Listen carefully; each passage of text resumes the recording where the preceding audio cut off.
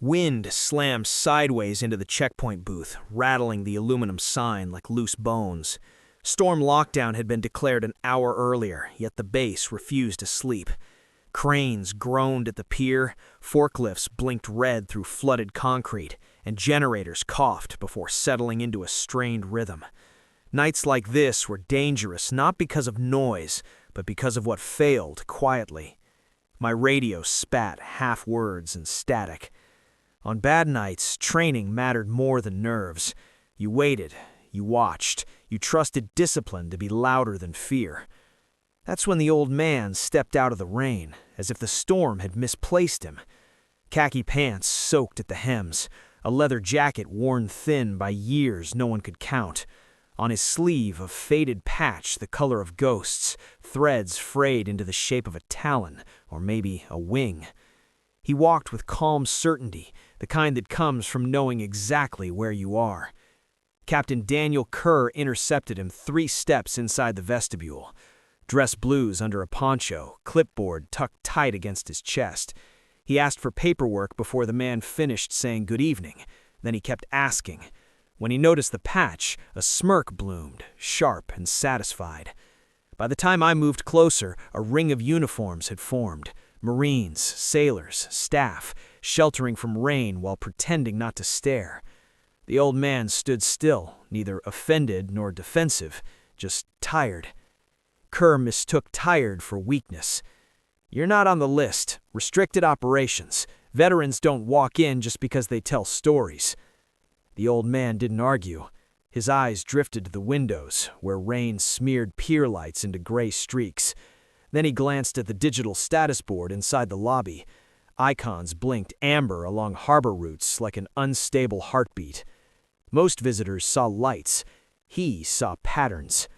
Behind Kerr, Warrant Officer Elena Rios crossed the lobby without slowing. Small frame, hair tight back, tablet tucked under her arm. She stopped at the flickering board, fingers hovering as routes shifted from green to amber. I'd seen her often, quiet background, just comms. But when systems failed, rank stopped mattering. People watched Elena. Kerr kept pressing. The old man produced an outdated base card and a folded letter with a real signature, real enough to feel heavy, old enough to smell like memory. "Storm protocol requires current clearance. This isn't a reunion." The old man listened without apology. That unsettled Kerr. My radio crackled. "Outer pier sensors dropping. Repeat, sensor net unstable." Static swallowed the rest. Elena didn't look up. She rerouted traffic, shoved non-essential channels aside, boosted emergency lanes, and logged each change with precise handwriting. Time, reason, effect. She didn't rush. She didn't waste movement. A supervisor rushed in, rain clinging to his shoulders. "Rios, how bad?" "Manageable," she said. "Medevac and convoy lanes stay clear. Everything else slows. Command wants no surprises." She nodded once. Then something strange appeared on her auxiliary screen. A legacy encrypted handshake. Outdated protocol. A clearance long retired. It pulsed once, testing the system. Elena froze for half a second. Not fear, recognition. She isolated the channel and pulled the archive. Samuel Harker. Behind the name, walls of blacked-out classification. She didn't alarm. Ghosts and systems weren't threats until they proved otherwise. She logged everything. In the lobby, Kerr's voice sharpened. "You are not cleared to be here." The old man glanced again at the status board, then at the overhead cable run. He didn't look lost. He looked like someone remembering. The storm hit harder. The lights didn't flicker. They died. Total blackout. Emergency strips snapped on in dim red, painting faces in the silhouettes. My headset went dead. The Medevac pilot vanished mid-sentence. Server hum collapsed into silence. Panic tried to rise. Kerr barked orders into dead air, protocol unraveling without response. Elena was already moving. She flipped bypass switches. Nothing. Tried secondary circuits. Nothing. "Grid's gone," someone swore. Manual mode, Elena said quietly. She opened an old panel maintenance had ignored for years. It required a key in both palms to rotate the selector into a forgotten position. The panel clicked. Radios came back, raw and analog. Static roared. "Medevac, this is Port Ops. Say position if able." Fragments answered. "Trust the numbers," she murmured. "We'll give them back to you." Outside, water climbed convoy tires. Floodgates failed. Kerr turned in circles, command collapsing without response. Then the old man spoke, softly. "Those conduits bridge to a secondary breaker behind East Storage." Elena snapped her head up. Kerr bristled. "Sir, do not speculate about secured infrastructure." Harker didn't look at him. 3 minutes, he said, if it still lives. Elena didn't argue rank, she argued survival. "Gunnery Sergeant, check East Storage, look for a sealed panel, call me before touching it." "That area is secured," snapped Kerr. "So is this," Elena replied evenly, gesturing to dead systems.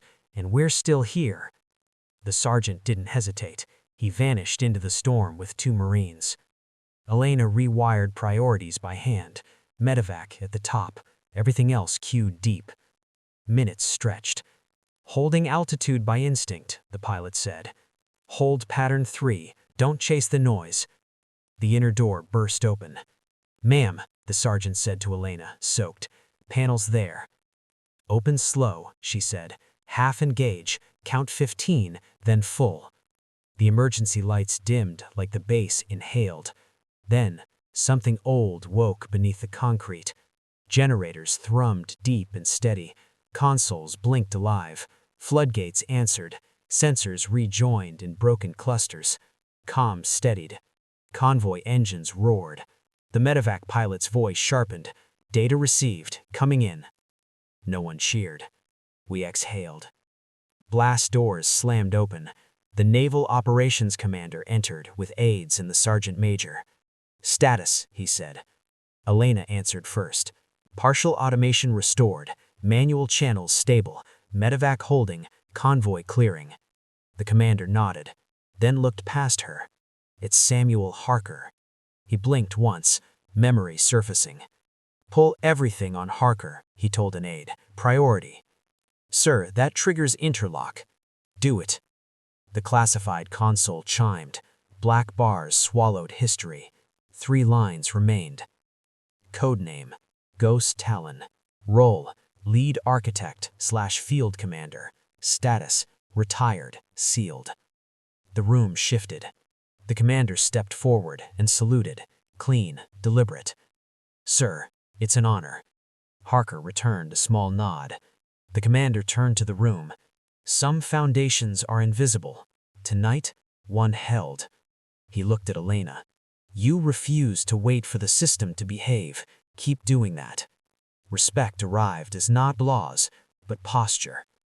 Outside, the Medevac emerged from the storm. Elena's numbers aligned. Skids touched down lightly. "Touchdown," someone whispered. Convoy cleared moments before part of the pier collapsed into water. Convoy clear. Factual. Afterwards, the lobby felt larger. Coffee returned. Voices softened. Kerr approached Harker quietly. "Sir, I handled that wrong." Harker studied him. "The uniform is heavy. Learn who it's for." Kerr nodded, humbled. Elena finished her logs. In the margin, she wrote 1 line. "Never assume silence means absence." Outside, the storm broke apart, leaving the harbor washed and changed. Some victories never make headlines. They happen under red lights, carried by quiet people who simply do the work. And sometimes, the person dismissed at the door is the reason everyone comes home.